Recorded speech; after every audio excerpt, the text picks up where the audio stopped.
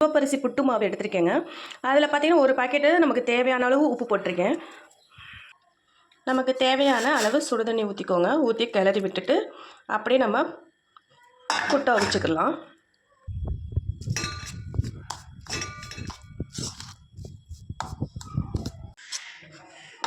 உங்களுக்கு தண்ணி பத்தலைன்னா சுடுதண்ணியில் வந்து நீங்கள் கிளறி இந்த மாதிரி பதத்துக்கு வச்சுக்கோங்க. நீங்கள் அப்படியே வந்து இட்லி பானையில் வச்சாலும் சரி, இல்லை நீங்கள் அந்த புட்டு உலக்கில் அப்படியே நீங்கள் வச்சாலும் ஓகே தான். நான் இப்போ இட்லி பானையில் தான் வைக்க போகிறேன். இப்போ பார்த்திங்கன்னா நான் இட்லி பானையிலே வச்சுட்டேன்.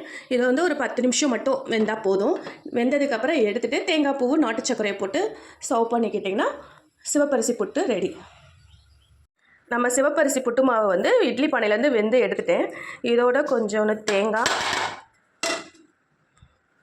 கொஞ்சம் நல்லெண்ணெய், கொஞ்சம் நாட்டு சர்க்கரை போட்டு கிளறி விட்டுட்டு அப்படியே நம்ம குழந்தைகளுக்கு சர்வ் பண்ணிக்கிற வேண்டியதுதான்.